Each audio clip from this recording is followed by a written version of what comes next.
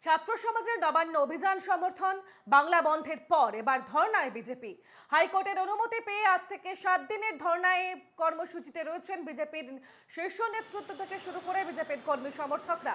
ধর্মতলায় ধর্নায় অনুমতি হাইকোর্টের। আরজিকর কাণ্ডে দোষীদের শাস্তির দাবিতেই ধর্না করছে বিজেপি। ডরিনা ক্রসিং এ চলছে এই মুহূর্তে মঞ্চের কাজ, মঞ্চ তৈরির কাজ চলছে এখনো পর্যন্ত। শেষ মুহূর্তের প্রস্তুতি তুঙ্গে। সকাল 10টা থেকে রাত্রি 9টা পর্যন্ত ধর্নায় বসার অনুমতি দিয়েছে হাইকোর্ট। আমাদের সঙ্গে টেলিফোন লাইনে রয়েছেন প্রতিনিধি দীপঙ্কর মণ্ডল। যাব দীপঙ্করের কাছে। দীপঙ্কর, আজ থেকে 7 দিনের ধর্ণা কর্মসূচি নিয়েছে বিজেপি। আমরা দেখলাম ছাত্র সমাজের নবান্ন অভিযান হোক, এরপর আগামীকাল এই গতকালের বন্ধ ঘিরে একেবারে দুদিন ধরে উত্তপ্ত ছিল পরিস্থিতি। আজ থেকে ধর্ণা শুরু হলো এবং এই 7 দিনের কর্মসূচি চলবে। যদিও হাইকোর্টের অনুমতি রয়েছে তা পরিষ্কার, কিন্তু আমরা দেখলাম বুধবার রাত থেকে কিছুটা হলেও সেই অশান্তির আঁচ যেন শুরু হয়ে গিয়েছে।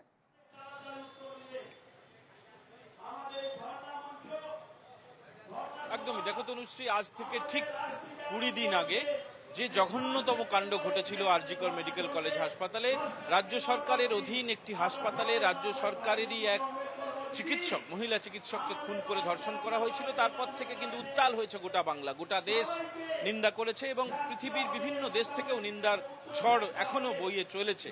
এখনো পর্যন্ত চিকিৎসকরা কর্মবিরতিতে রয়েছেন এবং ভারতীয় জনতা পার্টি তারা কিন্তু প্রথম দিন থেকে রাস্তায় রয়েছে, তারা নিন্দায় মুখর হয়েছে। ইতিমধ্যে শ্যামবাজারে 5 দিন টানা ধর্নায় বসেছিল ভারতীয় জনতা পার্টি। গতকাল বাংলা বন্ধের ডাক দিয়েছিল এবং আজ 7 দিনের জন্য ধর্মতলা, একদম শহরের প্রাণকেন্দ্রে, হার্ট অব দ্য সিটি, সেখানে একটি ধর্ণা মঞ্চ তৈরি করা হয়েছে। ধর্ণা মঞ্চ সকাল 10টা থেকে চলবে রাত্রি 9টা পর্যন্ত। কলকাতা হাইকোর্টের কাছ থেকে অনুমতি নিয়ে এই ধর্ণা মঞ্চ বেঁধেছেন বিজেপির যারা কর্মী সমর্থক এবং নেতারা। কলকাতা পুলিশ অনুমতি না দিলেও বিজেপির নেতারা গিয়েছিলেন কলকাতা হাইকোর্টে, সেখান থেকে অনুমতি মিলেছে এবং যতদূর জানা যাচ্ছে এই ধর্ণা মঞ্চে কিছুক্ষণের মধ্যে পৌঁছবেন রাজ্য বিজেপির সভাপতি সুকান্ত মজুমদার। এছাড়াও কলকাতা জেলা বিজেপির নেতারাও এখানে এসে পৌঁছতে পারেন। ইতিমধ্যে কিন্তু সকাল 10টার খানিকক্ষণ পর থেকে এই ধর্ণা মঞ্চ শুরু হয়ে গিয়েছে। আমার ভিডিও জার্নালিস্ট দীপঙ্কর যে ছবি দেখাচ্ছে, তুমি দেখতে পাচ্ছ ধর্ণা মঞ্চ ইতিমধ্যেই কিন্তু যে ধর্ণা অবস্থান, সেই অবস্থানে বসে পড়েছেন যারা স্থানীয় বিজেপির নেতারা, মণ্ডল স্তরের নেতারা, তারা কিন্তু চলে এসছেন এবং রাজ্য স্তরের নেতারা কিছুক্ষণ পরে তারা পৌঁছবেন। এবং এই ধর্ণা মঞ্চ যেহেতু 7 দিন চলবে, তার ফলে রাজ্যের শীর্ষ নেতারা এখানে ধাপে ধাপে আসবেন। যা খবর পাওয়া যাচ্ছে, বিরোধী দলনেতা শুভেন্দু অধিকারী থেকে শুরু করে প্রাক্তন বিজেপি সভাপতি দিলীপ ঘোষ, প্রাক্তন বিজেপি সভাপতি রাহুল সিনহা থেকে শুরু করে যে নেতারা রয়েছেন এবং অবশ্যই সুকান্ত মজুমদার, তিনি মূলত তাঁর উদ্যোগে এই ধর্ণা অবস্থানের উদ্যোগ নিয়েছে বিজেপি।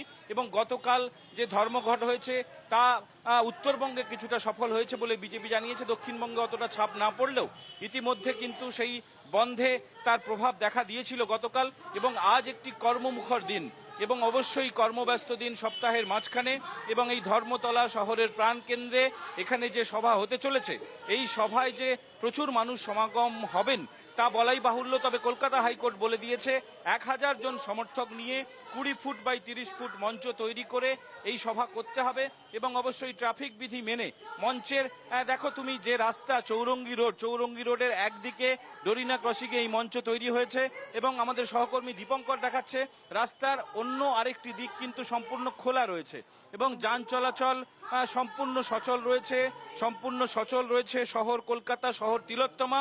অন্যদিকে যে তিলোত্তমার মৃত্যুতে যার প্রতিবাদে এই কর্মকাণ্ড, তা কিন্তু ইতিমধ্যেই শুরু হয়ে গিয়েছে। ভারতীয় জনতা পার্টির তরফ থেকে এই সভামঞ্চ তৈরি করা হয়েছে এবং দেখো এখনো পর্যন্ত কিন্তু ধর্মতলা কর্মব্যস্ত, যে যার অফিসে যাচ্ছেন, গাড়ি ঘোড়া চলছে, কোনো রকম যানজট এখনো পর্যন্ত হয়নি।